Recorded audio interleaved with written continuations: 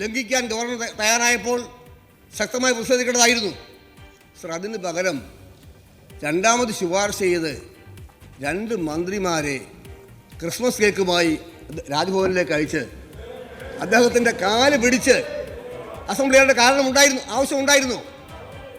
Sir, പത്രങ്ങൾ വായിച്ചത് ബഹുമാനപ്പെട്ട അങ്ങ് പോലും പോയി എന്നാണ് ഇക്കാര്യം പറയാൻ വേണ്ടിയിട്ട്. എനിക്കറിയില്ല. പിന്നെ ഗവർണറെ രാജ്ഭവനിൽ പോയി കാണുന്നതിൽ സാധാരണഗതിയിൽ ഒരു അസാംഗത്യവും ഇല്ല. അത് ഭരണഘടനാ പ്രകാരമുള്ള ഒരു അദ്ദേഹം ആവശ്യപ്പെടുന്ന വിവരങ്ങൾ അദ്ദേഹത്തിന് നൽകൽ ഭരണഘടനാ പ്രകാരമുള്ള കടമ തന്നെയാണ്. അപ്പോൾ നിലവിലുള്ള സ്ഥിതി അദ്ദേഹത്തെ ധരിപ്പിക്കുക, അദ്ദേഹവുമായി കാര്യങ്ങൾ ചർച്ച ചെയ്യുക എന്നത് അതിനെ ഒരു കാലുപിടുത്തമായി ചിത്രീകരിച്ചത് അത്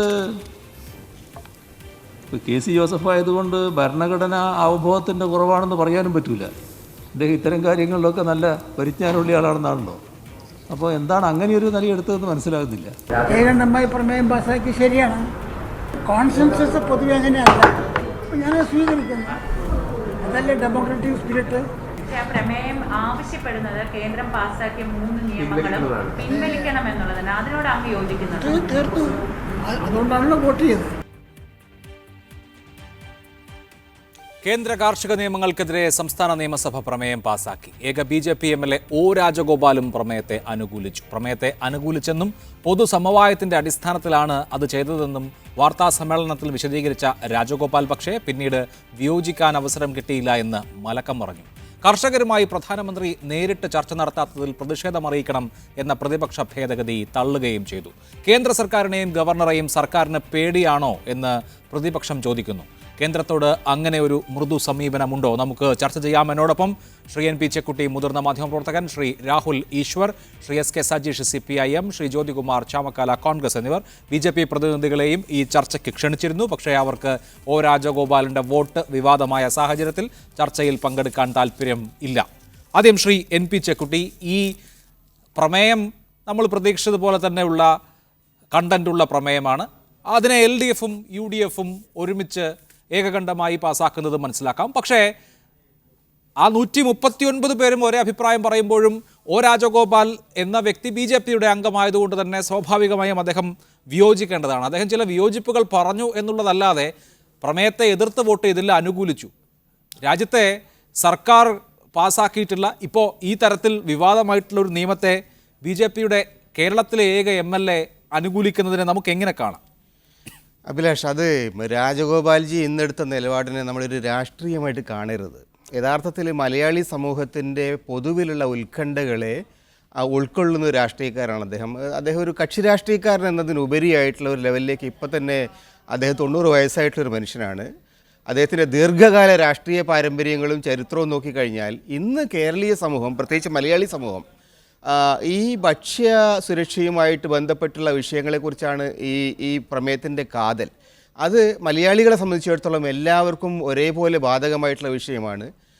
ഇന്ത്യയിലെ കാർഷിക സമൂഹത്തിന് പിന്നെ ഒരു ഗുരുതരമായ പ്രതിസന്ധി വന്നു കഴിഞ്ഞാൽ നമ്മളെ സംബന്ധിച്ചിടത്തോളം അതുണ്ടാക്കുന്ന ആഘാതം ചെറുതല്ല. നമ്മൾ ഭക്ഷ്യം എന്ന് പറയുന്നത് നമ്മൾ പഞ്ചാബിൽ നിന്നായാലും ശരി, ഹരിയാനയിൽ നിന്നായാലും ശരി, ആന്ധ്രയിൽ നിന്നായാലും ശരി, കർണാടകയിൽ നിന്നാലും ശരി, നമ്മൾ അവിടുന്ന് വാങ്ങി കഴിക്കുന്ന കൂട്ടരാണ്. അപ്പം അങ്ങനെയുള്ളൊരു സന്ദർഭത്തിൽ ഇന്ത്യയിലെ കാർഷിക രംഗത്ത് പ്രവർത്തിക്കുന്ന ആളുകൾ വലിയ പ്രതിസന്ധിയിലെത്തി സമരരംഗത്തേക്ക് വരുമ്പോൾ അവരുടെ ഉത്കണ്ഠ പങ്കുവയ്ക്കുന്ന ഒരു പ്രമേയം വരുമ്പോൾ അത് അദ്ദേഹം പറഞ്ഞത് ശരിയാണ്.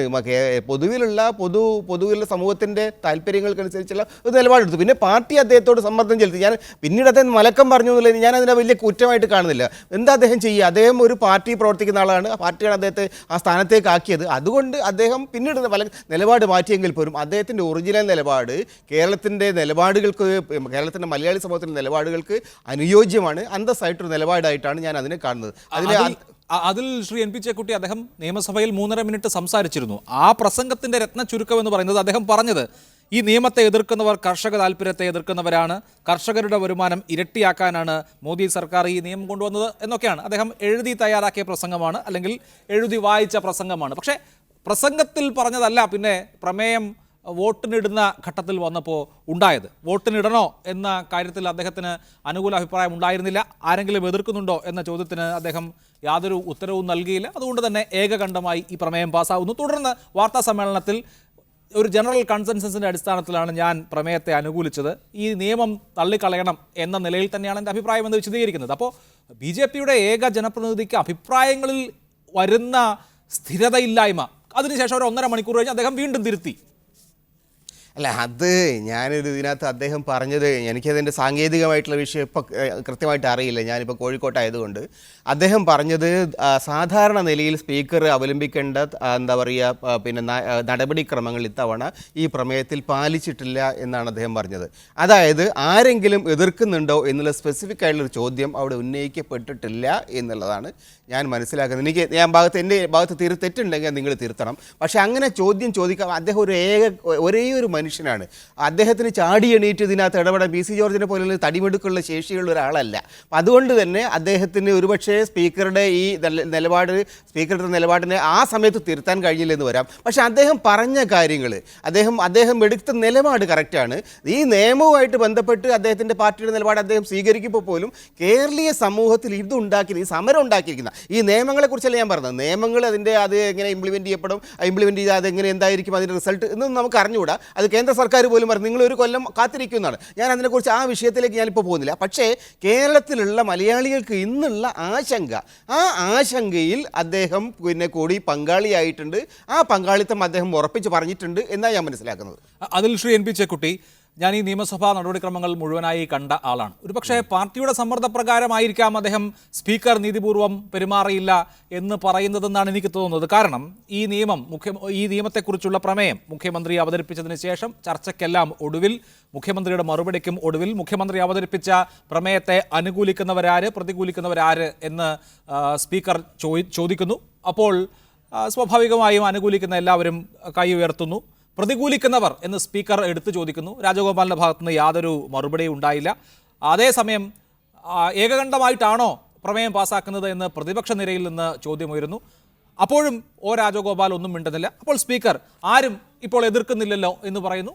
പ്രമേയം ഏകകണ്ഠമായി പാസ്സാക്കുന്നു. അതായത് പ്രതികൂലിക്കുന്നുണ്ടോ എന്ന് 3 തവണ ഈ പാസ്സാക്കൽ വേളയിൽ സഭാതലത്തിൽ ചോദ്യമുണ്ടായിരുന്നു. അദ്ദേഹത്തിന് എഴുന്നേറ്റ് നിൽക്കാനോ അല്ലെങ്കിൽ കൈ ഉയർത്താനോ ഒക്കെയുള്ള സാവകാശം ഉണ്ടായിരുന്നു. ഞാൻ പറഞ്ഞില്ല, ഞാൻ യഥാർത്ഥത്തിൽ ഈ ചർച്ച, അസംബ്ലിയിലുള്ള ചർച്ച ഞാൻ കേട്ടിട്ടില്ല. അദ്ദേഹം പറഞ്ഞതിൻ്റെ അടിസ്ഥാനത്തിലാണ് ഞാൻ അതിനെക്കുറിച്ച് വിശദീകരിക്കാൻ ശ്രമിച്ചത്. അങ്ങനെ സ്പീക്കറുടെ ഭാഗത്ത് പെശകളൊന്നും ഉണ്ടായിട്ടില്ലെങ്കിൽ അത് വിശദീകരിക്കേണ്ടത് രാജഗോപാൽജി തന്നെയാണ്. പക്ഷേ ഇപ്പോഴും ഞാൻ പറയുന്നു, രാജഗോപാൽജി പ്രകടിപ്പിച്ച ആ ഉത്കണ്ഠ പൊതുവെ കേരളീയ സമൂഹത്തിനകത്തുള്ളതാണ്. കാരണം നമ്മുടെ ഭക്ഷ്യസുരക്ഷയുമായിട്ട് ബന്ധപ്പെട്ട വിഷയങ്ങളെക്കുറിച്ച് ദീർഘകാലമായിട്ട് കേരളത്തിൽ ചർച്ച നടക്കുന്നതാണ്. അങ്ങനെ ഒരു ചർച്ചയുടെ പശ്ചാത്തലത്തിൽ നടന്ന ഈ പ്രമേയത്തെ അദ്ദേഹം സത്യത്തിൽ അദ്ദേഹം അനുകൂലിച്ചിട്ടുണ്ട്. പിന്നീട് അദ്ദേഹം നിലപാട് മാറ്റിയത് സമ്മർദ്ദങ്ങൾക്ക് ഇടയായിട്ടാണ്. പക്ഷെ അത് എന്തുകൊണ്ടെന്നുള്ള അവരുടെ പാർട്ടി വിശദീകരിക്കേണ്ടതാണ്.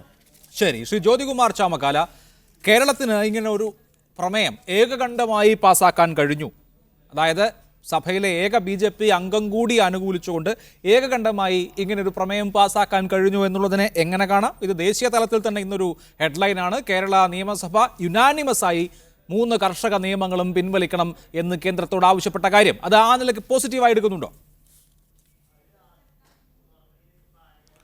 തീർച്ചയായിട്ടും കോൺഗ്രസിനെ സംബന്ധിച്ച്, UDFനെ സംബന്ധിച്ച് ഞങ്ങൾ ഈ പ്രമേയത്തെ പരിപൂർണമായും അനുകൂലിക്കുന്നവരാണ് എന്നുള്ള കാര്യത്തിലൊരു തർക്കവുമില്ല. ഇവിടെ കേരള നിയമസഭ മാത്രമല്ല, കോൺഗ്രസ് ഭരിക്കുന്ന പല നിയമസഭകളും ഇതിനോടകം തന്നെ ആദ്യം തന്നെ പ്രമേയം പാസ്സാക്കിയിട്ടുണ്ട് എന്നുള്ള കാര്യം കൂടി ഞാൻ താങ്കളെ ഓർമ്മപ്പെടുത്തുന്നു. ഇവിടെ ഈ കേരളത്തിലെ ഇന്നിപ്പോൾ ഉണ്ടായിട്ടുള്ള രാഷ്ട്രീയ സംഭവവികാസങ്ങളും നിയമസഭയിൽ നടന്നുള്ള സംഭവവികാസങ്ങളും അതിനുശേഷം ശ്രീ രാജഗോപാൽ പുറത്ത് നടത്തിയിട്ടുള്ള പത്രസമ്മേളനവുമൊക്കെ കാര്യങ്ങൾ വളരെ കൃത്യമായി കാണിക്കുന്നുണ്ട്. ഒരു നിയമസഭാ അംഗം എങ്ങനെയൊക്കെ നിലപാട് മാറ്റാം എന്നതിനെ സംബന്ധിച്ചുള്ള ഉത്തമ ഉദാഹരണമാണ് ശ്രീ രാജഗോപാലിൻ്റെ ഏറ്റവും അവസാനത്തെ സ്റ്റേറ്റ്മെൻറ്റ് മാത്രം. നിയമസംവിധാനത്തിൽ നിയമസഭാംഗമായി തിരഞ്ഞെടുക്കപ്പെട്ട ശ്രീ രാജഗോപാൽ, അദ്ദേഹത്തെ സംബന്ധിച്ച് അദ്ദേഹം 4.5 വർഷമായി, ഇതിപ്പോൾ 14ാമത്തെ നിയമസഭയുടെ 21ാമത്തെ സമ്മേളനമാണ്. അദ്ദേഹം 20 സമ്മേളനത്തിലും പങ്കെടുത്ത് 21ാമത്തെ നിയമസഭാ സമ്മേളനത്തിൽ പങ്കെടുത്ത ഒരു വ്യക്തിയാണ് ഈ കഴിഞ്ഞ 4.25 വർഷത്തിനിടയ്ക്ക്. അപ്പോൾ അങ്ങനെ നിയമസഭാ സമ്മേളനത്തിൽ പങ്കെടുത്ത് ഇതിൻ്റെ റൂൾസ് ഓഫ് ബിസിനസ്സും ഒക്കെ അറിയാവുന്ന ഒരാൾ തീർച്ചയായിട്ടും അദ്ദേഹം വളരെ ബോധപൂർവമാണ് ഇത്തരത്തിൽ അവിടെ ഈ പ്രമേയത്തിന് അനുകൂലമായി വോട്ട് ചെയ്തിട്ടുള്ളത്. അദ്ദേഹം വോട്ട് ചെയ്തു എന്ന് മാത്രമല്ല, അദ്ദേഹത്തിൻ്റെ അഭിപ്രായ വ്യത്യാസങ്ങളൊക്കെ അദ്ദേഹം പ്രസംഗത്തിൽ പറഞ്ഞിട്ടുണ്ട്. പക്ഷേ കാതലായ വിഷയം ഇത് വോട്ടിനിടുമ്പോൾ ആർക്ക് അനുകൂലമായി ഈ പ്രമേയത്തെ അനുകൂലിക്കുന്നുണ്ടോ പ്രതികൂലിക്കുന്നോ എന്നുള്ളതാണ് ജനാധിപത്യത്തിൽ തീർച്ചയായിട്ടും പരിഗണിക്കപ്പെടുന്ന വിഷയം. അതുകൊണ്ട് തന്നെ ഈ പ്രമേയത്തിന് അനുകൂലമായി അദ്ദേഹം വോട്ട് ചെയ്തു. അതിനുശേഷം അദ്ദേഹം പുറത്തു വന്ന് മീഡിയ റൂമിൽ മാധ്യമങ്ങളെ കണ്ടപ്പോൾ അദ്ദേഹം വളരെ കൃത്യമായി ചോദിച്ചു, ഇത് അദ്ദേഹത്തോട് മാധ്യമങ്ങൾ ചോദിക്കുന്നു, ഇത് അനുകൂലിക്കുന്നുണ്ടോ എന്ന് ചോദിച്ചപ്പോൾ എന്താ സംശയം അനുകൂലിക്കുന്നു എന്ന വെർബാറ്റമാണ് ഞാൻ പറയുന്നത്, എന്താ സംശയം ഞാൻ അനുകൂലിക്കുന്നു എന്നാണ് പറഞ്ഞത്. തുടർന്നും മാധ്യമങ്ങൾ ചോദിക്കുന്നു, അപ്പോൾ നിയമം പിൻവലിക്കണം, ഈ കാർഷിക നിയമങ്ങൾ പിൻവലിക്കണമെന്ന പ്രമേയത്തെ അനുകൂലിക്കുന്നു എന്ന് പറഞ്ഞാൽ കാർഷിക നിയമങ്ങൾ പിൻവലിക്കണം എന്നാണ് ഉദ്ദേശിച്ചത് എന്ന് ചോദിക്കുമ്പോൾ അത് പിൻവലിക്കണം എന്ന് ശ്രീ ഒ രാജഗോപാൽ വളരെ പരസ്യമായി കേരളത്തിലെ പൊതുസമൂഹത്തോട് മാധ്യമങ്ങളോട് പറയുന്നു. അപ്പോൾ അദ്ദേഹം വോട്ടിനിട്ടതും മാധ്യമങ്ങളോട് പറഞ്ഞതും എല്ലാം വളരെ ക്ലിയറാണ്. കേന്ദ്ര സർക്കാർ പാസ്സാക്കിയിട്ടുള്ള ഈ കാർഷിക നിയമത്തിനെതിരായി BJPയുടെ ഏക MLA കേരളത്തിൽ നിയമസഭയ്ക്കും പുറത്തും പരസ്യമായി ആ നിയമത്തെ തള്ളിപ്പറഞ്ഞുകൊണ്ട് ഭരണപ്രതിപക്ഷത്തോടൊപ്പം ചേർന്നുകൊണ്ട് BJPയുടെ MLAയും ചേർന്നിരിക്കുന്നു എന്നുള്ളതാണ് ഇതിൻ്റെ രാഷ്ട്രീയ പ്രാധാന്യം. ശരി. അപ്പോൾ BJPയുടെ MLA ഏക MLA ഇത്തരത്തിൽ ഈ പ്രമേയത്തിനെതിരായി പ്രമേയത്തിന് അനുകൂലമായും കേന്ദ്ര സർക്കാരിനെതിരായും വന്നിരിക്കുന്നു. അപ്പോൾ ഇത് ആദ്യമല്ല. ശ്രീ ഒ രാജഗോപാലിനെ സംബന്ധിച്ച് സ്പീക്കർ തെരഞ്ഞെടുപ്പിൽ തുടങ്ങി, ഏറ്റവും അവസാനം CAയുടെ ഇതുപോലെയുള്ള പ്രമേയം വന്നിരുന്നു. പൗരത്വ നിയമ ഭേദഗതിയുമായി ബന്ധപ്പെട്ട പ്രമേയത്തിലുമൊക്കെ അദ്ദേഹത്തിൻ്റെ നിലപാട് വ്യത്യസ്തമായിരുന്നു. BJP നിലപാടിന് വ്യത്യസ്തമാണ്. നോക്കൂ, ഇന്ന് അത് മാത്രമല്ല, BJP അവരുടെ രാഷ്ട്രീയമായി തന്നെ ഇന്ന് നിയമസഭ ചേരുന്ന ദിവസമായിട്ട് അവർ സംഘടനാപരമായി തീരുമാനിച്ചിരുന്ന ചില കാര്യങ്ങളുണ്ട്. അവർ തീരുമാനിച്ചിരുന്നത് ഈ നിയമസഭയിൽ ഇത്തരത്തിൽ പ്രമേയം കൊണ്ടുവരുമ്പോൾ ആ പ്രമേയത്തെ എതിർത്തുകൊണ്ട് ഏക അംഗം പ്രസംഗിക്കുകയും വോട്ട് ചെയ്യുകയും ഇത് ഐക്യകണ്ഠേന പാസ്സാകാതിരിക്കുകയും അതേസമയം തന്നെ പുറത്ത് നേതാക്കൾ ഇതുമായി ബന്ധപ്പെട്ട് പത്രസമ്മേളനം നടത്തുകയും ഈ പ്രമേയത്തിനെതിരായി പത്രസമ്മേളനം നടത്താൻ തീരുമാനിക്കുകയും ആ പത്രസമ്മേളനം നടക്കുകയും ചെയ്തു. അത് നനഞ്ഞ പടക്കമായി പോയി ചീറ്റിപ്പോയി എന്നുള്ളത് മറ്റൊരു വസ്തുത. കാരണം അതിന് കാരണം നമ്മളാരുമല്ല, ഈ രാജഗോപാലിൻ്റെ നിലപാട് തന്നെയാണ്. അപ്പോൾ ആ രീതിയിൽ രാഷ്ട്രീയമായി കൂടിയാലോചനകളോടുകൂടി തന്നെ BJP ഇത്തരത്തിലൊരു പ്രചാരണം നടത്താൻ തീരുമാനിച്ചതിനെ മുഴുവൻ അതിൻ്റെ ശോഭയും കെടുത്തി. അതുമാത്രമല്ല, പ്രതിപക്ഷത്തോടും ഭരണപക്ഷത്തോടും ഇപ്പോൾ ചേർന്നുകൊണ്ട് BJPയുടെ അംഗം നിന്നു എന്ന് പറയുന്നതിൻ്റെ BJPയുടെ രാഷ്ട്രീയ നിലപാടുകൾക്കേറ്റുള്ള തിരിച്ചടിയാണ് കേരളത്തിലെ ഇന്ത്യയിലെ ജനങ്ങൾ വിശദമായി ചർച്ച ചെയ്യാം ജ്യോതികുമാർ ചാമക്കാല. ഒപ്പം മറ്റു വിഷയങ്ങളും ശ്രീ SK സജീഷ്, ഈ സമ്മേളനത്തിൽ, ഈ പ്രത്യേക സമ്മേളനത്തിൽ ഈ കർഷക നിയമങ്ങൾക്കെതിരെയുള്ള പ്രമേയം ഏകകണ്ഠമായി പാസ്സാക്കുന്നു എന്നുള്ളത് തീർച്ചയായിട്ടും വളരെ പ്രാധാന്യമർഹിക്കുന്ന ഒരു കാര്യമായിട്ടാണ് ഞാൻ കരുതുന്നത്. നേരത്തെ ഇവിടെ സൂചിപ്പിക്കപ്പെട്ടതുപോലെ CAA NRC വിഷയം വന്നപ്പോഴും ഇങ്ങനെ ഒരു പ്രമേയം പാസ്സാക്കൽ കേരള നിയമസഭ അനുവർത്തിച്ചിരുന്നു. ഒ രാജഗോപാൽ ഈ പ്രമേയത്തെ അനുകൂലിച്ചത് അദ്ദേഹം കേരളത്തിലെ പൊതുജനങ്ങളുടെ മനസ്സ് മനസ്സിലാക്കിക്കൊണ്ടാണ് എന്ന് താങ്കൾ വിചാരിക്കുന്നുണ്ടോ? അതോ അദ്ദേഹത്തിന് ഒരുപക്ഷെ ഒരു അബദ്ധം പറ്റിപ്പോയതായിരിക്കുമോ? അദ്ദേഹത്തിന് പ്രായത്തിൻ്റെയും മറ്റും ഓർമ്മക്കുറവും മറ്റു പ്രശ്നങ്ങളും ഉണ്ടെന്ന് അദ്ദേഹം തന്നെ അതിനുശേഷമുള്ള വാർത്താ സമ്മേളനത്തിൽ ഒക്കെ സൂചിപ്പിക്കുകയുണ്ടായി. അദ്ദേഹത്തിന് ഒരു അബദ്ധം പറ്റിയതുമാകാമോ? അദ്ദേഹത്തിന് ഒരിക്കലും അബദ്ധം പറ്റിയതല്ല. അദ്ദേഹം നിയമസഭയ്ക്ക് അകത്ത് സ്വീകരിച്ച നിലപാടെന്തെന്ന് നാം മാധ്യമങ്ങളിലൂടെയെല്ലാം കണ്ടതാണ്.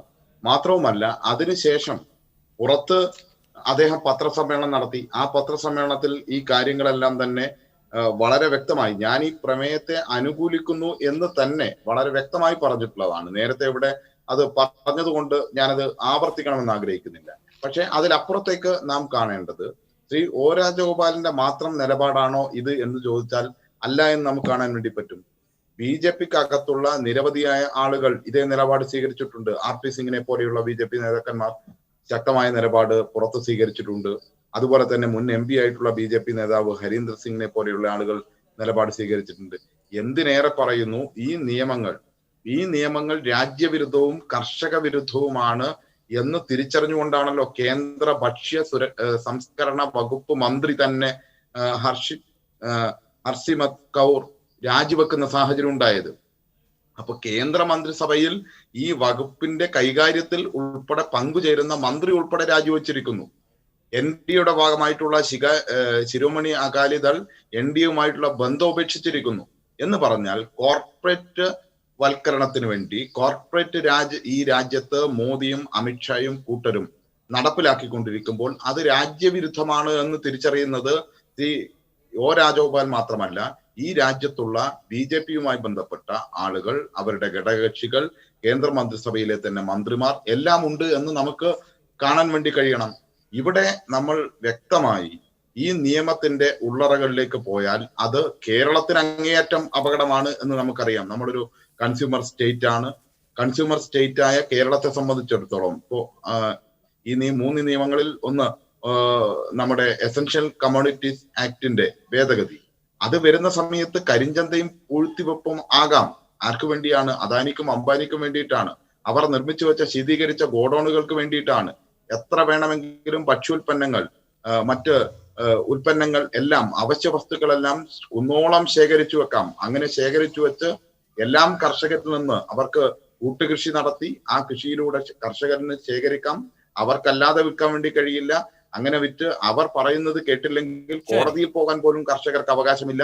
ഇതെല്ലാം നിലനിൽക്കുമ്പോൾ ഈ രാജ്യത്തെ, ഈ കേരളത്തെ പ്രത്യേകിച്ച്, ഈ കേരളത്തെ ഇത് ഗൗരവകരമായി ബാധിക്കുന്നതാണ്. നമ്മുടെ ഭക്ഷ്യസുരക്ഷയെ ഗൗരവതരമായി ബാധിക്കുന്നതാണ്. നമുക്ക് ലഭിക്കുന്ന റേഷനെ ഗൗരവതരമായി ബാധിക്കുന്നതാണ്. ഇതെല്ലാം മുൻനിർത്തിക്കൊണ്ടാണ് കേരളത്തിലെ നിയമസഭ ഐകകണ്ഠേനയായി പ്രമേയം പാസാക്കുന്നത്. അവിടെ കേരളത്തിന്റെ താല്പര്യങ്ങൾക്ക് അപ്പുറത്തേക്ക് ആ നിയമസഭയിൽ ശ്രീ ഒ രാജഗോപാലിനും നിൽക്കാൻ വേണ്ടി കഴിയില്ല. കാരണം രാജ്യവ്യാപകമായി BJPയുടെ നേതാക്കന്മാർ ഉൾപ്പെടെ പരസ്യമായും രഹസ്യമായും ഇത്തരം നിലപാട് സ്വീകരിക്കുന്നു എന്ന ഒരു യാഥാർത്ഥ്യം കൂടി മുന്നിലുണ്ട്. ശരി, ഓക്കെ. ശ്രീ ജ്യോതികുമാർ ചാമക്കാല, ഇപ്പോൾ കോൺഗ്രസും ഇടതുപക്ഷവും അവകാശപ്പെടുന്നത് പോലെ ഗ്രൗണ്ട് മനസ്സിലാക്കി ഇതാണ് ശരിയായ നിലപാട് എന്ന് ബോധ്യപ്പെട്ട് കേരളം ഒറ്റക്കെട്ടായി നിൽക്കണം എന്ന രാഷ്ട്രീയ ബോധ്യത്തിന്റെ അടിസ്ഥാനത്തിലൊക്കെ ആണോ യഥാർത്ഥത്തിൽ ഒ രാജഗോപാൽ അങ്ങനെ ഒരു നിലപാട് സ്വീകരിച്ചത്? അങ്ങനെയാണെങ്കിൽ പിന്നെ അദ്ദേഹം നിയമസഭയിൽ മുൻകൂട്ടി തയ്യാറാക്കിയ പ്രസംഗത്തിൽ ഈ നിയമം കർഷകരുടെ താല്പര്യമനുസരിച്ചാണെന്നും ഈ നിയമത്തെ എതിർക്കുന്നവർ കർഷക താല്പര്യത്തിനെതിരാണെന്നും ഈ നിയമം മൂലം കർഷകരുടെ വരുമാനം ഇരട്ടിയാകുന്നു ഒക്കെ പറയുമായിരുന്നോ? ഇത് ഇപ്പോൾ നിയമസഭയിൽ അതിൻ്റെ ഫ്ലോറിൽ കാര്യങ്ങൾ ഫലപ്രദമായി മാനേജ് ചെയ്യാൻ ഒരുപക്ഷെ അദ്ദേഹത്തിന് കഴിഞ്ഞിട്ടുണ്ടാവില്ല. പിന്നീട് മാധ്യമങ്ങളെ കണ്ടപ്പോഴും അദ്ദേഹത്തിൻ്റെ ഭാഗത്തുനിന്ന് അദ്ദേഹം എന്തുകൊണ്ട് വോട്ട് ചെയ്തില്ല, എന്തുകൊണ്ട് എതിർത്ത് വോട്ട് ചെയ്തില്ല എന്ന് വിശദീകരിക്കേണ്ടി വന്നപ്പോൾ അദ്ദേഹം ഈ മട്ടിലുള്ള ഒരു നിലപാടിലേക്ക് പോയതുമാകാം. അതിനപ്പുറത്ത് അദ്ദേഹത്തിന് ഈ നിയമങ്ങൾ വളരെ കുഴപ്പം പിടിച്ചതാണ് എന്ന ഉറച്ച ബോധ്യമുണ്ടായി എന്നൊക്കെ നമ്മൾ വിചാരിക്കുന്നത് കുറച്ച് കടന്ന കൈയായി പോയില്ലേ? ഒരിക്കലുമില്ല അഭിലാഷേ. കാരണം ഇവിടെ നമ്മൾ മനസ്സിലാക്കേണ്ടത്, ഞാൻ അതുകൊണ്ടാണ് പറഞ്ഞത്, അദ്ദേഹം ഈ നിയമസഭയുടെ 14ാം നിയമസഭയുടെ 21ാം സമ്മേളനത്തിലാണ് പങ്കെടുക്കുന്നത്.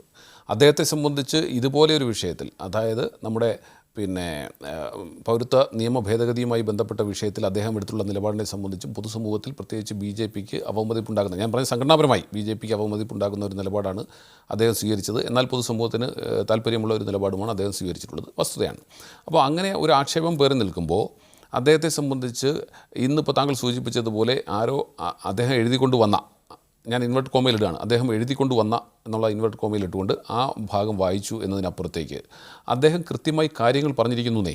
അദ്ദേഹം വോട്ട് ചെയ്യുമ്പോൾ അദ്ദേഹം കൊച്ചുകുട്ടിയല്ലല്ലോ, അദ്ദേഹം പരിണിതപ്രജ്ഞനായ ഒരു നേതാവാണ്. അദ്ദേഹം വോട്ട് ചെയ്യുമ്പോൾ ഈ കാര്യത്തെ സംബന്ധിച്ച് വളരെ സ്പെസിഫിക്കായി അനുകൂലിക്കുന്നവർ, പ്രതികൂലിക്കുന്നവർ എന്ന് സ്പീക്കർ പറയുന്നു. അവിടെ അദ്ദേഹത്തിന് ഒബ്ജക്ഷൻ ഉണ്ടെങ്കിൽ അദ്ദേഹത്തിന് അവിടെ തന്നെ ചൂണ്ടിക്കാണിക്കാം. ഒന്ന്. രണ്ടാമത്, ഇന്ന് ഇതിൽ ഭേദഗതി ഉൾപ്പെടെ നിർദ്ദേശിച്ചിട്ടുള്ള ശ്രീ KC ജോസഫ്, കോൺഗ്രസിൻ്റെ മുതിർന്ന നേതാവ്, മുൻ മന്ത്രി, അദ്ദേഹം വളരെ സ്പെസിഫിക്കായി ചോദിക്കുന്നു, അപ്പോൾ ഇത് ഐകകണ്ഠേന പാസ്സാകുന്ന വോട്ടിൽ ഇടുന്നു. അപ്പോൾ വളരെ സ്പീക്കർ പറയുന്നു ആരും എതിർക്കുന്നില്ല, അപ്പോഴും ശ്രീ രാജഗോപാൽ മിണ്ടുന്നില്ലെന്നേ. അപ്പോൾ അവിടെ കൃത്യമായി അദ്ദേഹം ഇതിനെ അനുകൂലിച്ചു എന്ന് മാത്രമല്ല, ഞാനതാ വീണ്ടും ആവർത്തിക്കുന്നത്, അദ്ദേഹം പുറത്തു വന്നതിന് ശേഷം പറഞ്ഞു, ഞാൻ ഈ പ്രമേയത്തെ അനുകൂലിച്ചാണ് വോട്ട് ചെയ്തിട്ടുള്ളത്, കേന്ദ്ര നിയമം പിൻവലിക്കണമെന്നാണ് എൻ്റെ ആഗ്രഹം എന്ന് അദ്ദേഹം സ്പെസിഫിക്കായി പറയുന്നു. അപ്പോൾ അദ്ദേഹം സ്വമേധയാ പറയുന്നതും അദ്ദേഹം എഴുതിക്കൊണ്ടുവന്ന് വായിച്ചതും തമ്മിൽ, ഇനി എഴുതിക്കൊണ്ടുവന്ന് വായിച്ചത് എന്തോ ആയിക്കോട്ടെ, ജനാധിപത്യത്തിൽ അവിടെ വോട്ടാണല്ലോ പ്രധാനം. ആ വോട്ട് അദ്ദേഹം ഏതിനോടൊപ്പം ചേർത്തു എന്നുള്ളതാണ്. അവിടെ അദ്ദേഹം ആ പ്രമേയത്തിന് അനുകൂലമായി വോട്ട് ചെയ്തിരിക്കുന്നു എന്ന് പറഞ്ഞാൽ അദ്ദേഹത്തിൻ്റെ നിലപാട് അവിടെ ക്രിസ്റ്റൽ ക്ലിയർ ആക്കിയിരിക്കുന്നു. അതിനുശേഷം അദ്ദേഹം പൊതുസമൂഹത്തോടും അത് വളരെ ക്ലാരിറ്റിയോടുകൂടി പറഞ്ഞിരിക്കുന്നു. പിന്നീട് പാർട്ടിയുടെ സമ്മർദ്ദത്തിന് വഴങ്ങി എന്ത് ചെയ്താലും അതിനകത്തൊരു പ്രസക്തിയുമില്ല. അവിടെ നമ്മൾ ചിന്തിക്കേണ്ടത് ശ്രീ സജീഷ് പറഞ്ഞതുപോലെ മറ്റു ചില കാര്യങ്ങൾ കൂടിയുണ്ട്. ഇവിടെ ഹരിയാന ഈ JJP എന്ന് പറയുന്ന NDAയുടെ ഘടകകക്ഷി പിന്മാറിയിരിക്കുന്നു, ശിരോമണി അകാലിദൾ പിന്മാറിയിരിക്കുന്നു, RLP പിന്മാറിയിരിക്കുന്നു, സംഘപരിവാറിൻ്റെ കർഷക സംഘടനകളായിട്ടുള്ള ഭാരതീയ കിസാൻ സംഘം, അതുപോലെ സ്വദേശി ജാഗരൺ മഞ്ചും ഒക്കെ ഈ കർഷക സമരത്തോടൊപ്പം നിൽക്കുന്നു എന്നുള്ള യാഥാർത്ഥ്യം കൂടി മനസ്സിലാക്കണം. അപ്പോൾ അത്തരത്തിൽ BJPയുടെ RSSൻ്റെ പല സംഘടനകളും കർഷക സംഘടനകളും ഈ കർഷക നിയമത്തിനെതിരായി സജീവമായി നിൽക്കുമ്പോൾ അവരുടെ നിലപാടാവാം ഒരുപക്ഷെ ശ്രീ രാജഗോപാൽ അവിടെ പിന്നെ പ്രതിഫലിപ്പിച്ചിട്ടുള്ള ഉണ്ടാവുക നമുക്ക് നിഷേധിക്കാൻ കഴിയുമോ? അപ്പോൾ എല്ലാ അർത്ഥത്തിലും ഇതിനപ്പുറത്തേക്ക് കേന്ദ്ര സർക്കാരിൻ്റെ ഭാഗത്ത് ഒരുപാട് നിലപാടുണ്ട്. ഇപ്പോൾ ഹരിയാന സർക്കാരിനെ സംബന്ധിച്ച് ആ സർക്കാർ പോലും തകരുന്ന സാഹചര്യത്തിലേക്ക് എത്തി നിൽക്കുകയാണ്, അതായത് ഘടകകക്ഷികളൊക്കെ പിന്മാറുമ്പോൾ. അപ്പോൾ ഒരു ഭാഗത്ത് അങ്ങനെ നിൽക്കുന്നു, മറുഭാഗത്ത് കേന്ദ്ര സർക്കാർ പറഞ്ഞിട്ടുള്ളത് ഞാൻ ചോദിക്കുന്ന ഒറ്റ കാര്യമാണ്. പക്ഷേ ഈ നിയമം ഞാൻ മറ്റു വിഷയങ്ങളിലേക്കൊന്നും കടക്കാൻ ആഗ്രഹിക്കുന്നില്ലെങ്കിലും ഈ നിയമം ആർക്ക് വേണ്ടിയെന്നാണ് സർക്കാർ പറയുന്നത്? കർഷകർക്ക് വേണ്ടിയാണെന്ന് പറയുന്നു. ഈ കർഷകർ കഴിഞ്ഞ 10-35 ദിവസമായി കൊടും തണുപ്പത്ത് ഈ കോവിഡ് പോലെ ഒരു പാൻഡമിക് ഉള്ള സമയത്ത് ഡൽഹിയിലെ കൊടും തണുപ്പിൽ അവിടെ 32 പേരുടെ ജീവൻ ബലികർപ്പിച്ചുകൊണ്ട് അവരവിടെ സമരവുമായി നിൽക്കുമ്പോൾ കർഷകർക്ക് വേണ്ടാത്ത ഒരു നിയമത്തെ സംബന്ധിച്ച് എന്തിനാണ് ഈ സർക്കാർ വാശി പിടിക്കുന്നത്? അപ്പോൾ അതിൻ്റെ ഉത്തരം ഇത് മറ്റ് പിന്നെ ഈ പറയുന്ന അദാനിമാർക്കും അംബാനിമാർക്കും റിലയൻസിനും ഒക്കെ വേണ്ടിയിട്ടുള്ളതാണ് എന്നുള്ള കാര്യത്തിൽ ഒരു തർക്കവുമില്ല. അപ്പോൾ അങ്ങനെ നിൽക്കുമ്പോൾ ഈ സമരത്തിന് എതിരായി ഇത്തരത്തിൽ അവർ പറഞ്ഞത്, ഗവൺമെൻറ് പറഞ്ഞത്, ഞങ്ങൾ എല്ലാ സ്റ്റേക്ക് ഹോൾഡേഴ്സുമായി ഇതുമായി ബന്ധപ്പെട്ട് ഡിസ്കഷൻ നടത്തിയിട്ടുണ്ടെന്നാണ്. NDTVയുടെ ഒരു റിപ്പോർട്ട് വന്നു. ആ റിപ്പോർട്ടിൽ വളരെ സ്പെസിഫിക്കായി പറയുന്നു, ഞങ്ങൾ ഇത്തരത്തിൽ സ്റ്റേക്ക് ഹോൾഡേഴ്സുമായി ഡിസ്കഷൻ നടത്തിയിട്ടാണ് നിയമം കൊണ്ടുവന്നത് എന്ന് കേന്ദ്ര സർക്കാർ പറയുമ്പോൾ NDTVയുടെ ഉത്തരവാദിത്തപ്പെട്ടവർ RTI പ്രകാരം എല്ലാ മന്ത്രാലയത്തിലും അപേക്ഷ കൊടുത്തു. ആ അപേക്ഷയിൽ കിട്ടുന്ന മറുപടി ഇത്തരത്തിൽ ഏതെങ്കിലും സ്റ്റേക്ക് ഹോൾഡേഴ്സുമായി ബന്ധപ്പെട്ട് ഒരു ഡിസ്കഷൻ നടത്തിയതിൻ്റെ ഒരു രേഖയും ഒരു മന്ത്രാലയത്തിലും ഇല്ല എന്ന് വളരെ സ്പെസിഫിക്കായി വന്നിരിക്കുന്നു. അതിനെ സംബന്ധിച്ച് റിപ്പോർട്ട് ദേശീയ മാധ്യമങ്ങൾ റിപ്പോർട്ട് ചെയ്തുകൊണ്ടിരിക്കുന്നു. അപ്പോൾ അത്തരത്തിൽ കേന്ദ്ര സർക്കാരിനെ പ്രതിക്കൂട്ടിലാക്കിക്കൊണ്ട് രാജ്യത്തെ നട്ടെല്ലായ കർഷകർ മുഴുവൻ പൊതുസമൂഹത്തിൽ നിൽക്കുമ്പോൾ, പബ്ലിക്കിൽ ഇറങ്ങി സമരം ചെയ്യുമ്പോൾ, കഴിഞ്ഞ 35 ദിവസമായി സമരം ചെയ്യുമ്പോൾ അതിന് അവർക്ക് ഐക്യദാർഢ്യം പ്രഖ്യാപിച്ചുകൊണ്ട് ഇത്തരത്തിലൊരു പ്രമേയം ഐക്യകണ്ഠേന നിയമസഭയിൽ കൊണ്ടുവരുമ്പം ഏകാംഗമായ BJPയുടെ പ്രതിനിധിക്ക് ഇതിനോട് യോജിക്കുക മാത്രമേ കഴിയൂ. അദ്ദേഹത്തിൻ്റെ വ്യക്തിപരമായ നിലപാടാകാം.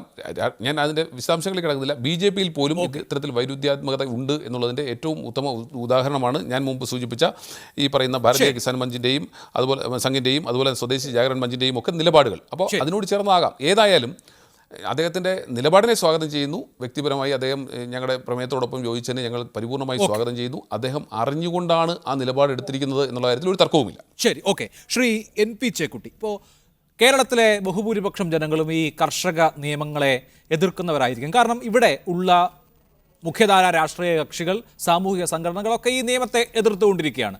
പൗരത്വ നിയമത്തിൻ്റെ കാര്യത്തിലും സമാനമായ സാഹചര്യമാണ് ഇവിടെ ഉണ്ടായത്. ഭരണത്തിലും പ്രതിപക്ഷത്തിലുമൊക്കെയുള്ള BJP ഒഴികെയുള്ള പാർട്ടികളൊക്കെ അതിനെ എതിർക്കുകയായിരുന്നു. അതുകൊണ്ട് പബ്ലിക് സെൻറ്റിമെൻറ്റ്സ് ആ പക്ഷത്തായിരിക്കും. പക്ഷേ രാജഗോപാൽ BJPയുടെ ലെജിസ്ലേറ്ററാണ്. ആ പാർട്ടിയുടെ നയങ്ങൾക്കനുസരിച്ചല്ലേ സഭയ്ക്കകത്തും അദ്ദേഹം നിലപാട് സ്വീകരിക്കേണ്ടത്? അല്ലാതെ വ്യക്തിപരമായ നിലയിലൊരു നിയമസഭാ സാമാജികൻ നിലപാട് സ്വീകരിച്ചാൽ പിന്നെ ഈ നമ്മുടെ പാർട്ടി അടിസ്ഥാനത്തിലുള്ള തെരഞ്ഞെടുപ്പ് നടത്തുന്നതിന് വല്ല കഥയുണ്ടോ? എന്ന് മാത്രമല്ല, അദ്ദേഹം നിയമസഭാ സ്പീക്കർ തെരഞ്ഞെടുപ്പ് നടന്നപ്പോൾ ഈ സഭ ചേർന്ന കാലത്താണ് അദ്ദേഹത്തിന് വിട്ടു നിൽക്കാം. കാരണം BJPക്ക് ആകെ ഒരു അംഗമേ ഉള്ളൂ. അദ്ദേഹം വിട്ടുനിന്നില്ലെന്ന് മാത്രമല്ല, P. ശ്രീരാമകൃഷ്ണൻ ഇടതുപക്ഷത്തിൻ്റെ സ്ഥാനാർത്ഥിക്ക് വോട്ട് ചെയ്തു. അതിന് അദ്ദേഹം പറഞ്ഞ ന്യായം, ഭഗവാന്റെ പേരാണല്ലോ, രാമനുണ്ട് കൃഷ്ണനുണ്ട്, അതുകൊണ്ട് ഞാൻ വോട്ട് ചെയ്തു എന്നാണ്. അപ്പോൾ ഇങ്ങനെയുള്ള വ്യക്തിനിഷ്ഠമായ നിലപാടുകൾ ഒരു രാഷ്ട്രീയ പാർട്ടിയുടെ പ്രതിനിധിക്ക് എടുക്കാൻ കഴിയുമോ? അല്ല, അത് പിന്നെ രാജഗോപാൽജി അത്തരം നിലപാടുകൾ എടുക്കുന്നതിന് അവരുടെ പാർട്ടിയാണ് അതിന് നടപടി എടുക്കേണ്ടത്. അദ്ദേഹം എടുക്കുന്ന നിലപാടുകൾ ആ പാർട്ടിക്ക് സ്വീകാര്യമല്ലെങ്കിൽ, അത് ആ പാർട്ടിക്ക് വലിയ പ്രയാസം ഉണ്ടാക്കുന്നെങ്കിൽ അദ്ദേഹത്തിന് ഒരു നടപടി എടുക്കാമല്ലോ. അത് അവർക്ക് ചെയ്യാവുന്നതാണ്. അദ്ദേഹം അതിനെ ഒരു കാലത്തും റിജക്റ്റ് ചെയ്തിട്ടാണെന്ന് എനിക്ക് തോന്നുന്നില്ല. അപ്പോൾ രാഷ്ട്രീയമായിട്ട് നമ്മൾക്ക് പൊതുസമൂഹത്തിനകത്ത് പ്രവർത്തിക്കുന്ന ആൾ, രാജഗോപാൽജി ഒരു 10-30 വർഷമായിട്ട് അറിയുന്ന ഒരാളാണ് ഞാൻ. അങ്ങനെയുള്ള മനുഷ്യൻ, അദ്ദേഹം വളരെ കൃത്യമായിട്ട് രാഷ്ട്രീയ കാര്യങ്ങൾ പരിശോധിക്കുന്ന ആളാണ്. നമ്മുടെ രാഷ്ട്രീയ കാര്യങ്ങളെക്കുറിച്ച് കൃത്യമായിട്ട് ധാരണയുള്ള ആളാണ്. അദ്ദേഹം വളരെ ഉത്തരവാദിത്തത്തോടു കൂടി പൊതുപ്രവർത്തനം നടത്തുന്ന ഒരാളാണ്. അദ്ദേഹം ഒരു നിലപാടെടുക്കുന്നു. ആ നിലപാടിന് അദ്ദേഹത്തിൻ്റെ പാർട്ടിക്ക് അഭിപ്രായ വ്യത്യാസം ഉണ്ടെങ്കിൽ അത് അവർ തിരുത്തേണ്ടത് അവരുടെ ചുമതലയാണ്, അല്ലെങ്കിൽ അദ്ദേഹത്തെ മാറ്റി നിർത്തേണ്ടത്. പക്ഷേ പ്രശ്നം യഥാർത്ഥത്തിൽ രാജഗോപാൽജി എടുക്കുന്ന നിലപാട് വളരെ പ്രധാനപ്പെട്ട ചില സന്ദേശങ്ങൾ നൽകേണ്ടതായിരിക്കുന്നത്. അതായത് ഞാനൊരു 10-30 വർഷമായിട്ട് ഒരു പത്രപ്രവർത്തകൻ എന്ന നിലയിൽ വളരെയേറെ ആഴത്തിൽ പരിശോധിക്കാൻ ശ്രമിച്ചിട്ടുള്ള ഒരു വിഷയമാണ് കാർഷിക രംഗത്തുള്ളത്. എന്താണ് കേരളത്തിലെ കൃഷിയുടെ അവസ്ഥ? നമ്മൾ കേരളത്തിലെ കൃഷി നോക്കിക്കഴിഞ്ഞാൽ ഈ കഴിഞ്ഞ 10-20 വർഷത്തിനുള്ളിൽ വളരെ ഗുരുതരമായിട്ടുള്ള ആത്മഹത്യകൾ കേരളത്തിൽ വളരെയേറെ വന്നിട്ടുണ്ട്. ഈ നമ്മുടെ വയനാട്ടിൽ നിങ്ങൾ നോക്കും, വയനാട്ടിൽ 100 കണക്കിന് കർഷകർ ആത്മഹത്യ ചെയ്തിട്ടുണ്ട്. അതിൻ്റെയൊക്കെ പ്രധാനപ്പെട്ട കാരണം ഈ കൃഷിയിൽ വന്നിരിക്കുന്ന കമേഴ്ഷ്യലൈസേഷനാണ്. കൃഷിക്കാരെ സംബന്ധിച്ചിടത്തോളം കൃഷി വളരെ പരിതാപകരമാണ്, കാർഷിക വൃത്തി വളരെ സങ്കടകരമാണ്, അതൊക്കെയാണ്. പക്ഷേ കമേഴ്ഷ്യലൈസേഷൻ വരുന്ന സമയത്ത്, അമിതമായിട്ടുള്ള പിന്നെ ക്യാപിറ്റൽ ഇൻറ്റൻസീവ് ആയിട്ടുള്ള വരുന്ന സമയത്ത്, അതുപോലെ ഗ്ലോബലൈസേഷൻ്റെ ഭാഗമായിട്ടുള്ള ആഗോള വിപണിയുടെ ഭാഗമായിട്ട് കൃഷിക്കാരൻ പോകുന്ന സമയത്ത് എന്ത് സംഭവിക്കും എന്നറിയണമെങ്കിൽ പുൽപ്പള്ളിയിൽ പോയി നോക്കിയാൽ മതി. പുൽപ്പള്ളിയിൽ ഒരു കാലത്ത് വൻതോതിൽ പണം വന്നു. വൻതോതിൽ പണം വന്ന് അവർ വലിയ തോതിൽ പണം ചെലവാക്കി. പക്ഷേ അതിന് തൊട്ട് പിന്നാലെ കമ്പോളം ഇടിഞ്ഞ സമയത്ത് 100 കണക്കിന് ആളുകൾ ആ ഒരു ഗ്രാമത്തിൽ മാത്രമായിട്ട് ആത്മഹത്യ ചെയ്തിട്ടുണ്ട്. അപ്പം അങ്ങനെ ഒരു അന്തരീക്ഷത്തിലേക്ക് ഇന്ത്യയിലെ കർഷകന് പോകാൻ കഴിയില്ല. അങ്ങനെ ഒരു ഗുരുതരമായ ആഗോള വിപണിയുടെ ഭാഗമായിട്ട് ഇന്ത്യൻ കർഷകൻ മാറിക്കഴിഞ്ഞാൽ ദശലക്ഷക്കണക്കിന് ആളുകൾ ആത്മഹത്യ ചെയ്യേണ്ട അവസ്ഥ വരും. ഇത് മനസ്സിലാക്കുന്ന ഒരു പൊതുപ്രവർത്തകൻ, അത് രാജഗോപാൽജി ആയാലും ശരി, സ്വദേശി ജാഗരൺ മഞ്ച് ആയാലും ശരി, അല്ലെങ്കിൽ ഹനുമാൻ ബെനിവാലായാലും ശരി, അങ്ങനെയുള്ള ആളുകൾ അത് BJP-യിലായാലും ശരി, മറ്റു പാർട്ടികളായാലും ശരി, അവർക്ക് ജനങ്ങളുടെ കൂടെ മാത്രമേ നിൽക്കാൻ കഴിയൂ. അങ്ങനെ നിൽക്കുന്നത് ശരിയായ ഒരു നിലപാടാണ്. അതിനോട് വിയോജിപ്പുള്ളവർ, അപ്പം സുരേന്ദ്രൻ വിയോജിപ്പുണ്ടെങ്കിൽ സുരേന്ദ്രൻ നടപടിയെടുക്കട്ടെ, അതല്ല ചെയ്യേണ്ടത്. സുരേന്ദ്രൻ ശക്തിയുണ്ടെങ്കിൽ നാളെ രാജഗോപാൽജിക്കെതിരെ നടപടിയെടുക്കട്ടെ. ഈ നാട്ടിൽ ഞാൻ പറയട്ടെ, BJP-ക്കാരും RSS-കാരും പോലും തെരുവിൽ കൊടിയുമായിട്ട് ഇറങ്ങും എന്ന് ഞാൻ പറയുന്നത്. ശരി, അതാണ് ഒ രാജഗോപാൽ എന്ന മുതിർന്ന നേതാവിനെതിരെ നടപടിയെടുക്കാൻ BJP-ക്ക് എന്തായാലും കഴിയുമെന്ന് തോന്നുന്നില്ല. ശ്രീ SK സജീഷ്, ഇപ്പോൾ ഈ പ്രമേയം കൂടി നമ്മളൊന്ന് പരിശോധിക്കാം. ഈ 3 നിയമങ്ങളും നിരാകരിക്കണം, അത് ഒഴിവാക്കണമെന്ന് ഈ പ്രമേയം കേന്ദ്ര സർക്കാരിനോട് ആവശ്യപ്പെടുന്നുണ്ട്.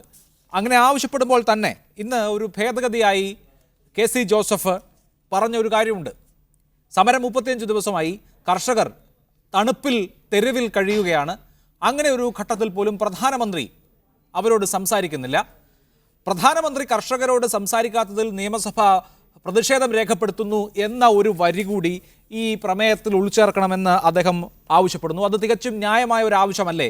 എന്തുകൊണ്ടാണത് വോട്ടിനിട്ട് തള്ളിയത്? അല്ല, ഒരു കാര്യം ശ്രീ അഭിലാഷ്, കേരളത്തിലെ നിയമസഭ ഏകകണ്ഠമായി ഒരു പ്രമേയം ഈ നിയമത്തിനെതിരായി അവതരിപ്പിക്കുന്നു. ആ നിയമത്തിനെതിരായി അവതരിപ്പിക്കുന്ന ഈ 3 നിയമങ്ങളും പൂർണ്ണമായി തള്ളണം എന്നാവശ്യപ്പെട്ടുകൊണ്ടുള്ള പ്രമേയം അവതരിപ്പിക്കുന്നു.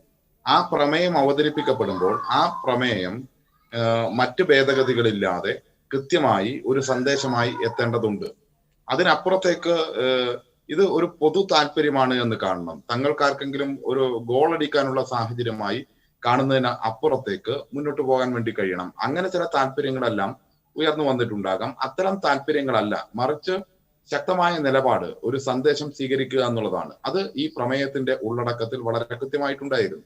ഒന്ന് നമ്മൾ കാണേണ്ടത്, ഫെഡറൽ സിസ്റ്റത്തെ പോലും വെല്ലുവിളിച്ചുകൊണ്ടാണ് ഈ നിയമം അവതരിപ്പിക്കപ്പെടുന്നത് എന്ന് നമുക്കറിയാമല്ലോ. ഭരണഘടനയുടെ ഷെഡ്യൂളിൽ 7ാം ഷെഡ്യൂൾ 14ാം ഇനമായി വരുന്ന കൃഷി, ആ കൃഷിയുമായി ബന്ധപ്പെട്ട കാര്യങ്ങൾ സംസ്ഥാനങ്ങളുമായി നേരിട്ട് ബാധിക്കുന്ന വിഷയത്തിൽ ഏതെങ്കിലും രീതിയിൽ ഒരു അന്തർ സംസ്ഥാന കൗൺസിൽ യോഗം വിളിച്ച് ചർച്ച ചെയ്യാൻ വേണ്ടി തയ്യാറായിട്ടില്ല. ചർച്ച ഒരു തരത്തിലും ചെയ്യാൻ തയ്യാറാകാത്തവർ തന്നെയാണ് പിന്നെ രാജ്യം ഭരിക്കുന്നത് എന്ന് പ്രത്യേകം എടുത്തു പറയേണ്ട കാര്യമില്ല. നമുക്കറിയാം, അതിൽ പാർലമെന്റിന്റെ സ്റ്റാൻഡിംഗ് കമ്മിറ്റിക്ക് വിടാൻ വേണ്ടി പോലും തയ്യാറായില്ല. മാത്രവുമല്ല, ഈ നിയമത്തിനെതിരായി Shri KK Ragesh MP voting ആവശ്യപ്പെട്ടപ്പോൾ ആ വോട്ടിങ്ങിന് പോലും ഒരു ഉത്തരവാദിത്വം സഭയ്ക്കുണ്ടായിട്ട് അതുപോലും പാലിക്കാൻ വേണ്ടി തയ്യാറായില്ല. കാരണം അവർക്ക് തന്നെ അറിയാം, മഹാഭൂരിപക്ഷം വരുന്ന ആളുകളും ഈ നിയമത്തിനെതിരാണ്, ഇത് രാജ്യവിരുദ്ധമാണ് എന്ന് അറിയാവുന്നതുകൊണ്ടാണ്. അങ്ങനെ അറിയുന്നതുകൊണ്ട് അവർ വെല്ലുവിളിച്ചു പോകും. അവസാന നിമിഷം വരെ അദാനിക്കും അംബാനിക്കും വേണ്ടി മോദിയും കൂട്ടരും നിലപാടെടുക്കും എന്ന കാര്യത്തിൽ തർക്കമില്ല. ഇനിയും ഒരുങ്ങി നിൽക്കുന്ന ഒരുപാട് നിയമമുണ്ട്. നമുക്കറിയാം, നമ്മുടെ തൊഴിലാളികളുമായി ബന്ധപ്പെട്ട നിയമങ്ങൾ വരാനുണ്ട്. സജീഷ്, ഞാൻ ചോദിച്ച ചോദ്യം, ഇവർ പ്രതിപക്ഷം മുന്നോട്ട് വെച്ചിട്ടുള്ള ആവശ്യം, വോട്ടിനിട്ട് തള്ളിയ ആവശ്യം, പ്രധാനമന്ത്രി ഇക്കാര്യത്തിൽ ചർച്ച നടത്താത്തത് ശരിയായില്ല എന്നൊരു പരാമർശം ഉണ്ടാകണം എന്നാണ്. അങ്ങനെ പ്രധാനമന്ത്രിയെ നിയമസഭയുടെ നിലപാട് അറിയിക്കുന്നത് കൊണ്ട്, അങ്ങനെ ഒരു വരി കൂടി ഈ പ്രമേയത്തിൽ ചേർക്കുന്നത് കൊണ്ട് എന്തെങ്കിലും അപാകം ഉണ്ടാകുമായിരുന്നോ? അല്ല, ഒരു കാര്യം മനസ്സിലാക്കേണ്ടത്, ഇതാണ് ഞാൻ പറഞ്ഞത്, നമുക്ക് ചില വിഷയങ്ങളിൽ എല്ലാവരും യോജിച്ചുകൊണ്ട് കേരളത്തിന്റെ ഒരു നിലപാട് സ്വീകരിക്കണം. ആ നിലപാട് സ്വീകരിക്കുമ്പോൾ തങ്ങൾക്ക് എന്തോ ഒരു പ്രത്യേക ഗോൾ അടിക്കാനുണ്ട് എന്നുള്ള രീതിയിൽ വരേണ്ട കാര്യമില്ല. ഇപ്പൊ മറ്റ് സഭകളിലെല്ലാം പ്രമേയം പാസാക്കി എന്ന് പറയുന്നുണ്ടല്ലോ. അത്തരം സഭകൾ അവതരിപ്പിച്ച പ്രമേയങ്ങളെല്ലാം ഇങ്ങനെയാണോ? ഇവിടെ പ്രധാനമന്ത്രി ചർച്ച നടത്തുന്നു എന്നല്ല പ്രശ്നം. അതിനപ്പുറത്തേക്ക് പ്രധാനമന്ത്രി ചർച്ച നടത്തുന്നില്ല എന്നതൊരു യാഥാർത്ഥ്യം. പ്രധാനമന്ത്രി കൂടി നിന്നുകൊണ്ടാണല്ലോ പാർലമെന്റിൽ പോലും ഈ ചർച്ച ഗൗരവകരമായ രീതിയിൽ നടന്നില്ല എന്ന് മാത്രമല്ല, വോട്ടിങ്ങിന് തയ്യാറായില്ല. മാത്രവുമല്ല, ഒരു കാര്യം ഞാൻ പറഞ്ഞല്ലോ, അതായത് ഇവിടെ ഈ നിയമവുമായി ബന്ധപ്പെട്ട് ശരിയായ നിലയിൽ ഇന്ത്യയുടെ ഫെഡറലിസം ഉയർത്തിപ്പിടിക്കുകയാണെങ്കിൽ കൗൺസിലുമായി, സംസ്ഥാന കൗൺസിലുകൾ വിളിച്ചു ചേർത്ത് ചർച്ച നടത്തേണ്ട സാഹചര്യമുണ്ട്. ആ ചർച്ച നടത്താൻ വേണ്ടി തയ്യാറായോ? ഇതൊന്നും ഉണ്ടായിട്ടില്ല എന്ന യാഥാർത്ഥ്യം പൊതുവെ നിലനിൽക്കുന്ന സമയത്ത് അതിനെതിരായ പൊതുവായ പ്രമേയമാണ് അവതരിപ്പിക്കുന്നത് എന്നതൊരു വാസ്തവമാണ്. ആ വാസ്തവത്തിൽ നിന്നുകൊണ്ട് നമുക്ക് മുന്നോട്ട് പോകാൻ വേണ്ടി കഴിയണം. അവിടെ നേരത്തെ ഇവിടെ അല്ല അഭിലാഷ്, ഒരു കാര്യം, അതായത് നമുക്കറിയാമല്ലോ ഇത്തരം ചർച്ചകൾ കൊണ്ടെല്ലാം എന്താണ് ഉദ്ദേശിക്കുന്നതെന്ന്. ഒരു പൊതുവികാരത്തിൽ നിന്ന് മാറി പോകണം എന്ന താല്പര്യമുണ്ട്. അത് ഈ ചർച്ചയ്ക്കുണ്ടെങ്കിൽ ചർച്ചയ്ക്കും ആവാം, അതിൽ എനിക്ക് അഭിപ്രായ വ്യത്യാസമില്ല.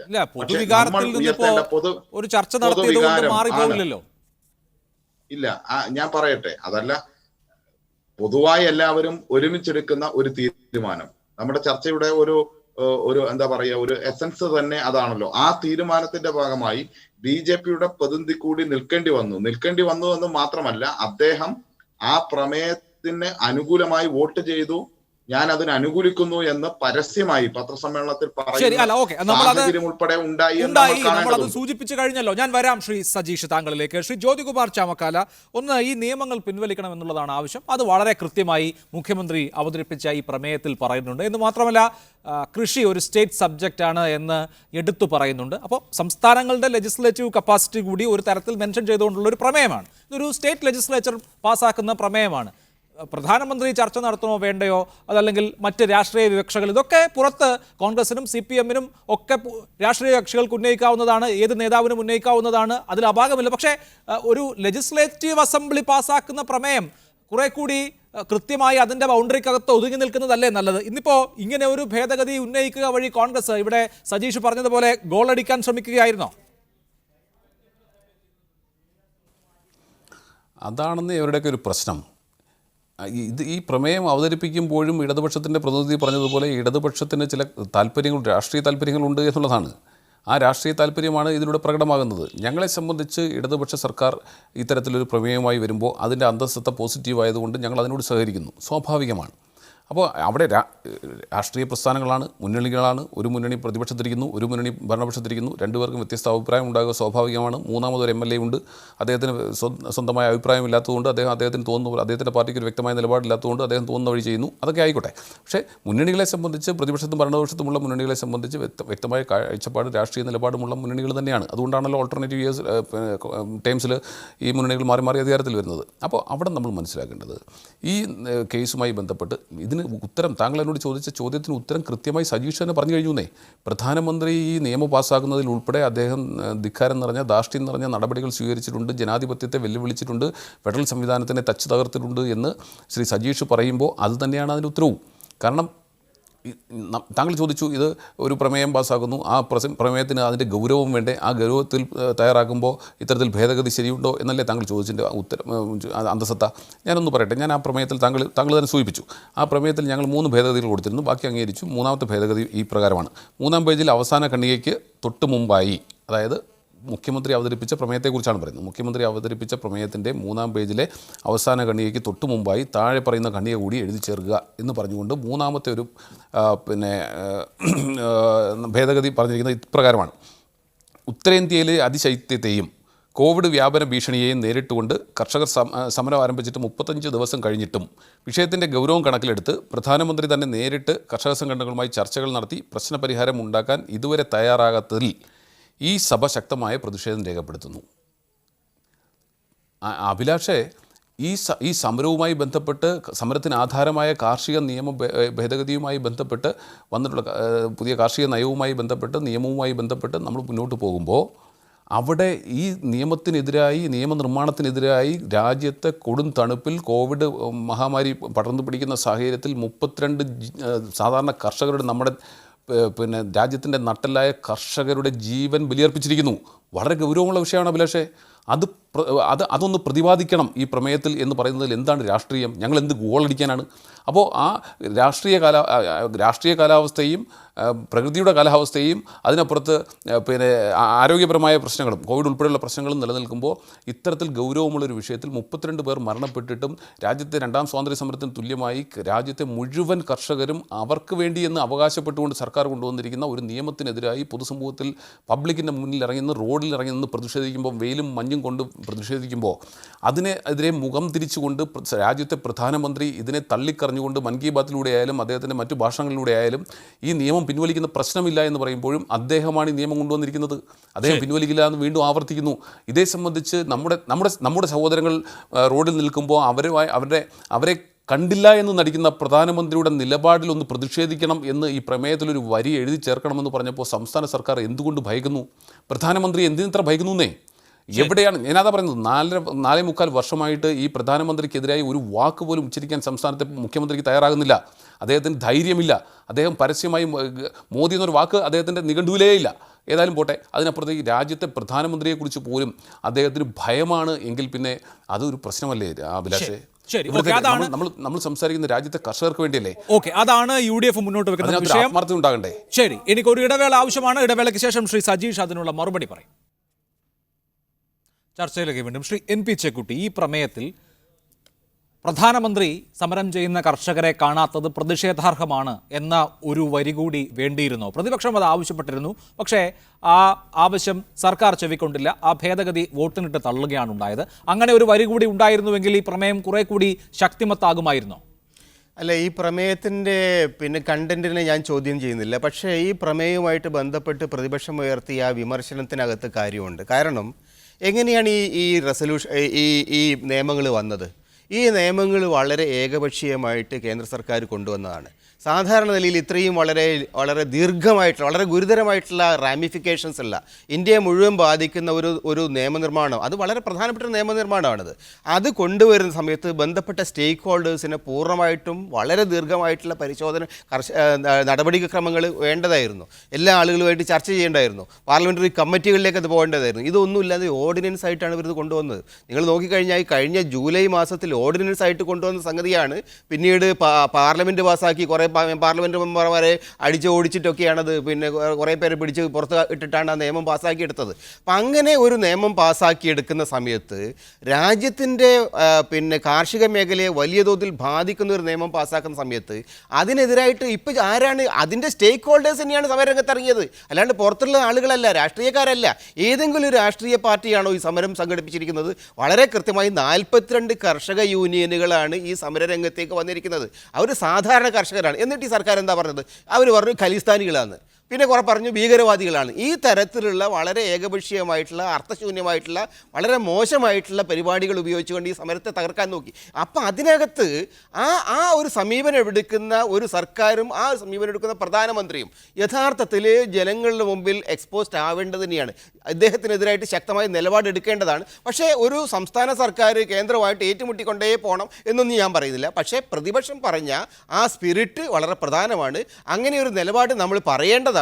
നിർഭാഗ്യവശാൽ കേരളത്തിലെ നിലവിലെ സർക്കാരിന് കേന്ദ്രമായിട്ട് ഏറ്റുമുട്ടൽ അവരുടെ അജണ്ടയിൽ ഇല്ലാത്ത കാര്യമായിരിക്കും, അല്ലെങ്കിൽ രാഷ്ട്രീയമായ കാരണങ്ങളായിരിക്കും. ആ വിഷയം എന്തായാലും ശരി, അത് ആ പ്രമേയത്തിൻ്റെ ഭാഗമായിട്ട് വരേണ്ടതായിരുന്നു എന്നുള്ള അഭിപ്രായം എനിക്കുണ്ട്. തീർച്ചയായും അതാണ് ശ്രീ സജീഷ് ഇവിടെ കോൺഗ്രസിൻ്റെ പ്രതിനിധിയും ചൂണ്ടിക്കാണിച്ചത്. മുഖ്യമന്ത്രിക്ക് കഴിഞ്ഞ 4.25 വർഷമായി പ്രധാനമന്ത്രിയുടെ പേരുച്ചരിക്കാൻ കഴിയുന്നില്ല. സർക്കാരിന് പ്രധാനമന്ത്രിയുടെ പേരുച്ചരിക്കാൻ ഭയമാണ് എന്നുള്ളതാണ് അവിടെ ഉയരുന്ന ആരോപണം. എങ്ങനെയാണ്, എത്ര ജനാധിപത്യ വിരുദ്ധമായിട്ടാണ് പാർലമെന്റ് ഈ നിയമങ്ങൾ പാസ്സാക്കിയത് എന്നുള്ള കാര്യത്തിൽ പിന്നെ കൂടുതൽ വിശദീകരണം വേണ്ടല്ലോ. എന്നിട്ടും പ്രധാനമന്ത്രിയെ വിട്ടുകളഞ്ഞോ? അഭിലാഷ്, ഈ ചർച്ചകൾക്കൊക്കെ നല്ല ദുഷ്ടലാക്കുണ്ട് എന്ന കാര്യത്തിൽ തർക്കമില്ലല്ലോ.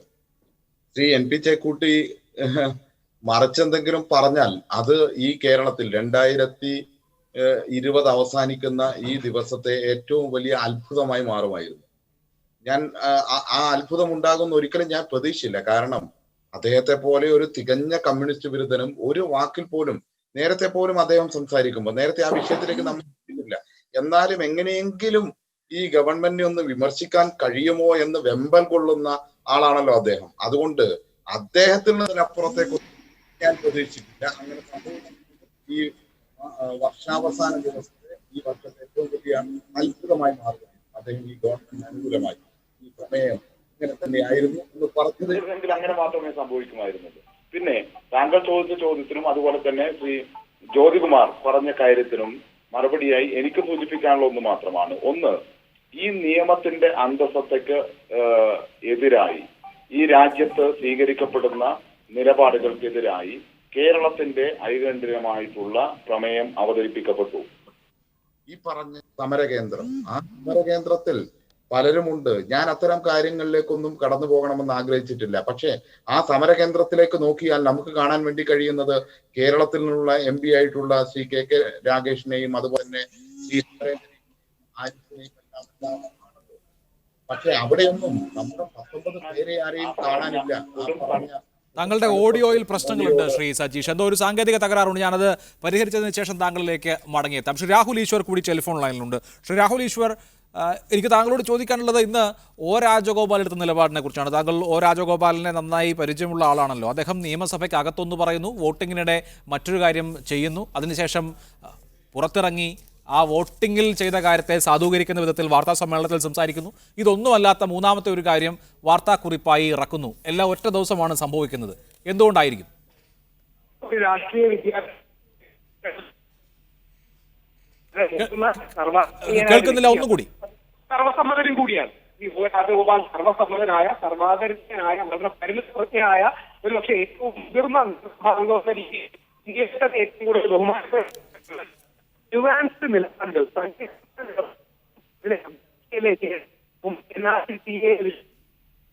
കേൾക്കുന്നില്ല ശ്രീ രാഹുൽ ഈശ്വർ. എനിക്ക് തോന്നുന്നു ഫോണിന്റെ റേഞ്ചിന്റെ പ്രശ്നമാണെന്ന്. ഒരിക്കൽ കൂടി താങ്കളെ ബന്ധപ്പെടാൻ ഞാൻ പറയാം. എന്തായാലും ശ്രീ സജീഷിന് കേൾക്കാമെന്ന് ഞാൻ വിചാരിക്കുന്നു. നേരത്തെ പറഞ്ഞ കാര്യങ്ങൾ അത് കോൺഗ്രസ് ഉയർത്തുന്ന രാഷ്ട്രീയമായിട്ടുള്ള ആരോപണമാണ്. ഇവിടെ എന്ത് ലാക്കോടെയുള്ള ആരോപണമായാലും ഒരു ആരോപണം ഉയർന്നാൽ മറുപടി പറയാമല്ലോ.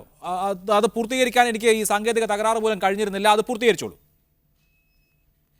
തീർച്ചയായും ശ്രീ അഭിലാഷ്, ഒരു കാര്യം ഞാൻ പറഞ്ഞു വന്ന അതാണ്. അതായത് എന്നിട്ട് അതിന്റെ കൂടെ പലതും അങ്ങ് ചേർക്കുന്ന എന്താണ്? പിണറായി വിജയന് ധൈര്യമില്ല മോദിക്കെതിരായി സംസാരിക്കാൻ, കേന്ദ്ര സർക്കാരിനെതിരായി. ആരോടാണ് പറയുന്നത്? ഒരു കാര്യം മലയാളികളൊക്കെ കേട്ടോണ്ടിരിക്കും. നമ്മൾ ചർച്ചയിൽ മലയാളികളുടെ ഒരു ഉൾക്കൊള്ളാനുള്ള ശേഷിയെ കൂടി പരിഗണിച്ചുകൊണ്ട് പറയണം എന്നുള്ളൊരു അഭ്യർത്ഥനയാണ്. ഒരു കാര്യം വന്നിവിടെ രാഷ്ട്രീയപരമായി ഇടപെട്ടാൽ മോദിയല്ല, അമിത്ഷായാണ്, ആരായാലും. ഇപ്പോ ഈ രാഷ്ട്രീയത്തെ വളരെ സംഘപരിവാരത്തിന്റെ രാഷ്ട്രീയത്തെ ഇന്ത്യയിൽ നിയന്ത്രിക്കുന്നത് അമിത്ഷായാണല്ലോ. ആ അമിത്ഷാ കേരളത്തിൽ വന്ന് ഈ ഗവൺമെന്റിനെ അങ്ങ് പിരിച്ചുവിട്ട് കളയുമെന്ന് പറഞ്ഞപ്പോ കേരളത്തിന്റെ മുഖ്യമന്ത്രി വളരെ കൃത്യമായി പറഞ്ഞിട്ടുണ്ട്, ഈ തടി മതിയാകില്ല എന്ന് തന്നെ പറഞ്ഞിട്ടുണ്ട്. പൊളിറ്റിക്കലായ നിലപാട് സ്വീകരിക്കുമ്പോൾ പൊളിറ്റിക്കലായ നിലപാട് തന്നെ സ്വീകരിച്ചിട്ടുണ്ട്. പക്ഷെ ഇവർക്ക് ചില ആഗ്രഹങ്ങൾ ഉണ്ടാകും, അതിനനുസരിച്ച് ഒന്നു കൊടുക്കാൻ ഇവിടെ ഏതായാലും ഒരു സർക്കാരിന് സാധ്യമാവില്ല. പക്ഷെ അത് നമ്മൾ കാണേണ്ട ഒരു പ്രധാനപ്പെട്ട ഘടകമുണ്ട്. ഒന്ന്, ഫലവുമായി ബന്ധപ്പെട്ട കാര്യങ്ങളുണ്ട്. അത് നേരത്തെ പറഞ്ഞ കാര്യത്തിനല്ല, പൊതുവായി ഇവർ ഉന്നയിക്കുന്ന കാര്യങ്ങൾ പറയുന്നത്. അതായത് കേന്ദ്രവും സംസ്ഥാനവും തമ്മിലുള്ള ഒരു അധികാരം പങ്കുവെക്കലോ ആരോഗ്യകരമായ ഒരു ബന്ധമോ അല്ല ഫെഡറൽ സംവിധാനത്തിനകത്ത് മാത്രമായിട്ടല്ല. ഫെഡറൽ സംവിധാനം ഒരു മനുഷ്യാവകാശപരമായിട്ടുള്ള ഒരു പ്രശ്നമാണ് എന്ന് കാണേണ്ടതുണ്ട്. അതുമായി ബന്ധപ്പെട്ട ഒരു വിശാലമായ തലം കൂടിയുണ്ട് ഫെഡറലിസ്റ്റിന് എന്ന് കാണണം. രണ്ട് തലങ്ങളിൽ, അതായത് രണ്ട് തലങ്ങളിൽ അധികാരം, കേന്ദ്രത്തിന്റെയും സംസ്ഥാനങ്ങളുടെയും അധികാരം വിഭജിച്ച് ജനങ്ങളിലേക്ക് എത്തുമ്പോൾ അവരുടെ അവകാശങ്ങളാണ് സംരക്ഷിക്കപ്പെടുന്നത്. ആ ഫെഡറൽ മൂല്യങ്ങളെയും ഭരണഘടനാ മൂല്യങ്ങളെയും ഉയർത്തിപ്പിടിച്ചുകൊണ്ടാണ് ഇടതുപക്ഷ ഗവൺമെന്റ് മുന്നോട്ട് പോവുക. അത് വ്യക്തിയാധിഷ്ഠിതമായിട്ടല്ല നിലപാട് സ്വീകരിക്കുന്നത്.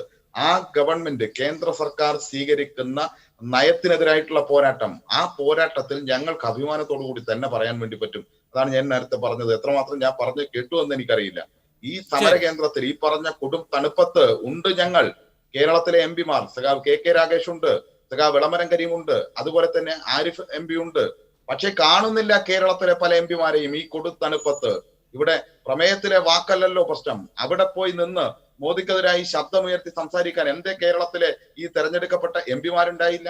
അതുകൂടി പറയണം. അത്തരം രാഷ്ട്രീയ അഭിപ്രായങ്ങൾ പറഞ്ഞ് പോകണമെന്നല്ല ഞാൻ ഈ ചർച്ചയിൽ ആഗ്രഹിച്ചത്. കാരണം ഇതൊരു പൊതു മൂവ്മെന്റ് ആണ്. ഈ ചർച്ച കുറച്ചുകൂടി പോസിറ്റീവായി മാറിയാൽ, അതായത് ഈ നിയമത്തിനെതിരായി BJP അവർ രഹസ്യമായി പരസ്യമായി.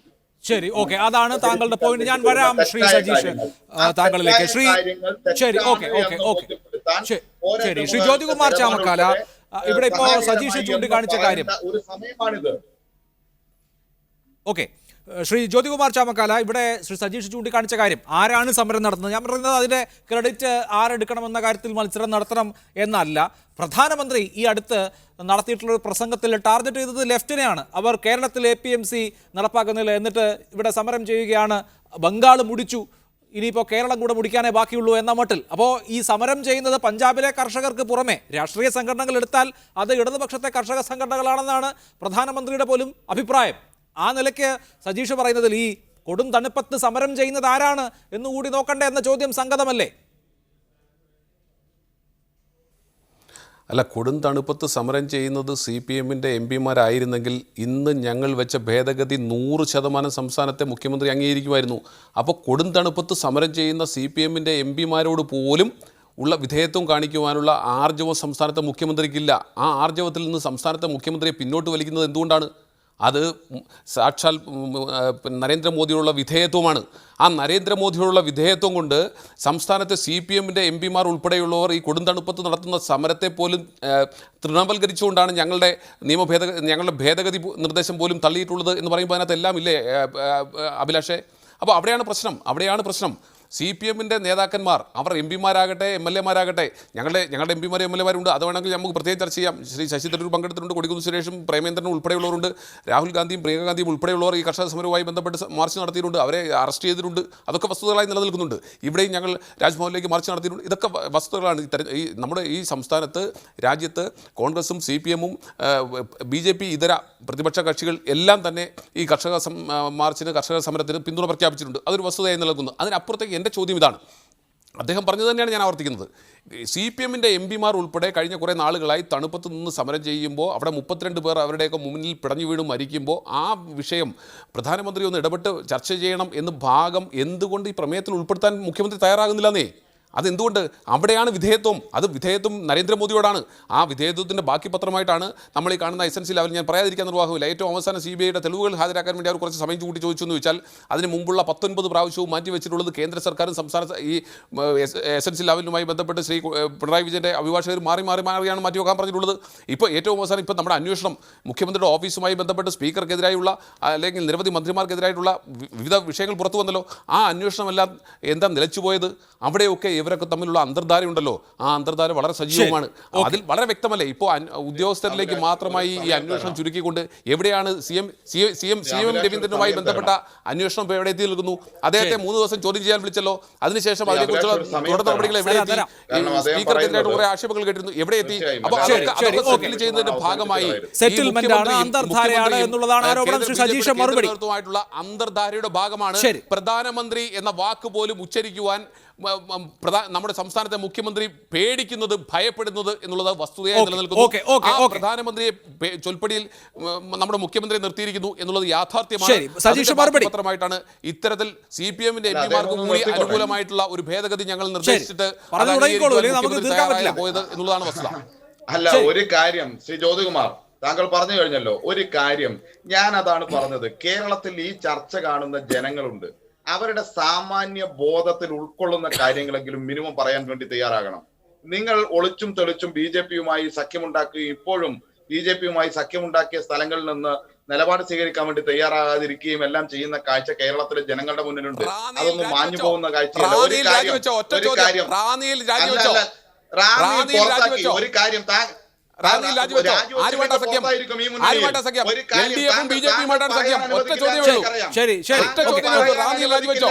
എന്തുകൊണ്ട് രാജിവെക്കുന്നില്ല? അല്ല, പറഞ്ഞു പോരുത്. BJP-യുമായിട്ട് ഞങ്ങൾക്ക് സഖ്യമുള്ളത് നിങ്ങൾക്കാണ്, റാന്നിയിലാണ്, പരസ്യമായിട്ടാണ് LDF-ഉം BJP-യുമായി സഖ്യമുണ്ടാക്കിയിരിക്കുന്നത്. രാജിവെക്കാൻ പറഞ്ഞിട്ട് ഇതുവരെ പഞ്ചായത്ത് പ്രസിഡന്റ്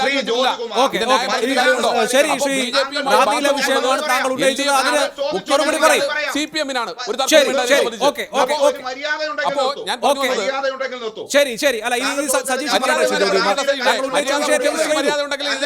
ഒരു നിയമ ഭേദഗതി ആ നിയമത്തിൽ ഇതിന്റെ ഭാഗമാക്കണം, പ്രമേയത്തിന്റെ ഭാഗമാക്കണം.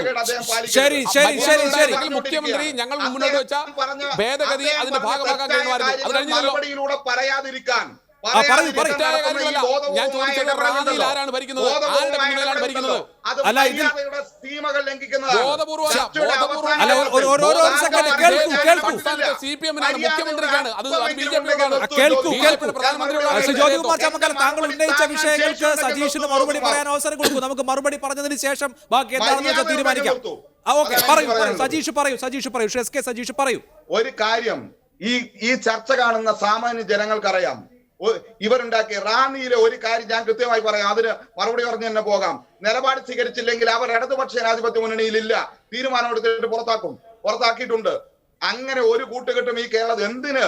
ഈ കേരളത്തിൽ പഞ്ചായത്ത് തെരഞ്ഞെടുപ്പ് നടന്നപ്പോ ആ തെരഞ്ഞെടുപ്പിൽ മഹാഭൂരിപക്ഷം, കഴിഞ്ഞ വർഷത്തേനേക്കാൾ കൂടുതൽ പഞ്ചായത്ത് ഭാരവാഹികൾ ഇടതുപക്ഷത്തുണ്ട്. പിന്നെ എന്തിനാണ്? അങ്ങനെ ഞങ്ങളില്ല. പിന്നെ പറയുമ്പോ മനസ്സിലാക്കേണ്ട കാര്യം, കോൺഗ്രസിന് ബൂത്ത് കെട്ടാൻ സ്ഥലം കൊടുക്കാതെ സ്വന്തം സ്ഥലം BJP-ക്ക് വിട്ടുകൊടുത്ത മാന്യം വന്നിട്ട് BJP-ക്കെതിരായിട്ടുള്ള കാര്യം പറയുമ്പോ കുറച്ച് കേരളത്തിനകത്ത് ഉൾക്കൊള്ളാൻ വേണ്ടി കഴിയില്ല എന്നുള്ള കാര്യം കൂടി മനസ്സിലാക്കുന്ന നല്ലതാണ്. പിന്നെ എന്ത് പറഞ്ഞാലും അവസാനം ഒരു ലാവൻ കേസെടുക്കും. സംശയം ജ്യോതികുമാറിനുണ്ടെങ്കിൽ നിങ്ങളുടെ കാലത്ത് അന്വേഷിച്ച് ശ്രീ ഉമ്മൻചാണ്ടി എന്തായിരുന്നു പറഞ്ഞ മറുപടി? ഒരു തെളിവും കണ്ടെത്തിയിട്ടില്ല എന്ന് പരസ്യമായി മാധ്യമങ്ങളോട് ഉമ്മൻചാണ്ടി പറഞ്ഞിട്ടില്ലേ? ഇപ്പോഴും CBI എങ്ങനെയെങ്കിലും ഈ കേരളത്തിലെ ഗവൺമെന്റിനെ വേട്ടയാടാൻ നടക്കുന്ന ഈ സമരത്തിൽ ഉൾപ്പെടെ ഈ കേരളത്തെ ചൂണ്ടി, ഇടതുപക്ഷത്തെ ചൂണ്ടി മോദി തന്നെ സംസാരിക്കുന്നു. വേറെ ഒരു സംസ്ഥാനത്തെ കുറിച്ചും സംസാരിച്ചിട്ടില്ല. അവർക്കൊരു പ്രതിസന്ധി സൃഷ്ടിക്കുന്ന നിലപാട് സ്വീകരിക്കുന്ന ഒരു സംസ്ഥാനമാണ് കേരളം. അതുകൊണ്ടാണ് അവിടെ ഒരു തെളിവുമില്ല. തെളിവ് ഹാജരാക്കാൻ CBI-ക്ക് കഴിയുന്നില്ല. കോടതി പോലും പറഞ്ഞിട്ട് നിങ്ങളും കോൺഗ്രസും BJP-യും CBI-യും സകല സംവിധാനം ഉപയോഗിച്ച് കെട്ടിപ്പൊക്കി 10-20 വർഷം കൊണ്ടു നടന്നത് കോടതിയിൽ തെളിവ് കൊടുക്കാൻ പോലും ഇല്ലാതായി. അതുകൊണ്ടാണ് 2 കോടതികൾ ആ കേസ് തള്ളിയത്. അതുകൂടി പറയണം. CBI കോടതിയും ഹൈക്കോടതിയും തള്ളി തെളിവില്ല എന്ന് പറഞ്ഞ് ആ കേസ് എടുക്കാൻ വേണ്ടി പോലും തയ്യാറായില്ല. എന്നിട്ട് കോടതി ചോദിച്ചു, നിങ്ങൾക്ക് എന്തെങ്കിലും പറയാനുണ്ടോ? കൂടുതൽ തെളിവുണ്ടോ? കൂടുതൽ തെളിവ്. 2 കോടതി തള്ളിയ കേസിൽ കൂടുതൽ തെളിവുണ്ടെങ്കിൽ കൊണ്ടുവാ എന്ന് പറഞ്ഞിട്ട് കൊണ്ടുവരാൻ ഈ രാജ്യത്തെ CBI-ക്ക് കഴിയുന്നില്ല. അതിന് ഞങ്ങൾക്ക് നേരെയാണോ പറയുന്നത്? നിങ്ങൾ ഉൾപ്പെടെ കൈകാര്യം ചെയ്ത സംവിധാനമാണത്. പിന്നെ ഒരു കാര്യം, ഈ രാജ്യത്ത് കർഷക സമരത്തിൽ കോൺഗ്രസിന്റെ MP-മാരുണ്ടായിട്ട് പോലും എവിടെ? ആ തണുപ്പത്തൊരു MP-മാരെയും സമര കേന്ദ്രത്തിൽ ഞങ്ങൾ ആരും കണ്ടിട്ടില്ല. അവിടെ കൊടി പിടിച്ച് പലരുമുണ്ട്. ആ കൂട്ടത്തിൽ ഉയർന്നു കാണുന്ന ഓൾ ഇന്ത്യ കിസാൻ സഭയുടെ ചെങ്കൊടിയുണ്ട്. ഈ രാജ്യത്ത് ചോരയൊലിപ്പിച്ച് നടന്ന കർഷകരുടെ സമരമുണ്ട്. ആ സമരങ്ങളെല്ലാം ആരാണ് നയിച്ചത് എന്നും അത് BJP-ക്ക് ഉണ്ടാക്കുന്ന പ്രതിസന്ധി എന്താണെന്നും ഞങ്ങൾക്കറിയാം. പ്രിയമുള്ള ജ്യോതികുമാറെ, ഞങ്ങൾ ഏതായാലും മോദിയെ കെട്ടിപ്പിടിക്കാൻ വേണ്ടി പോയിട്ടില്ല. നിങ്ങളുടെ രാഹുൽ ഗാന്ധിയെ പോലെ. അത് പാർലമെന്റിൽ ലോകവും കണ്ടതാണല്ലോ. കെട്ടിപ്പിടിച്ചാം. പക്ഷേ നിങ്ങൾ ചെയ്യുന്ന കാര്യം ഞങ്ങളുടെ തലയിൽ കാട്ടിത്തരാം എന്നാണെങ്കിൽ ഒളിഞ്ഞും തെളിഞ്ഞും BJP-യുമായി സഖ്യമുണ്ടാക്കുന്ന നിങ്ങൾ ഞങ്ങൾക്ക് നേരെയാണോ പറയുന്നത്?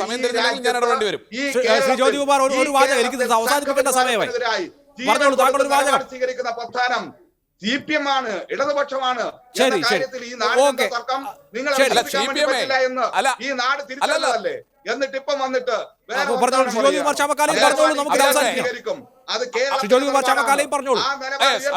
പറയുന്നത്, ഇവിടെ കർഷക സഭ, കിസാൻ സഭ രാജ്യത്ത് അങ്ങോളം ഇങ്ങോളം സമരം ചെയ്യുന്നു. കൊടി കാരണം നടക്കാൻ വയ്യെന്നാണ്.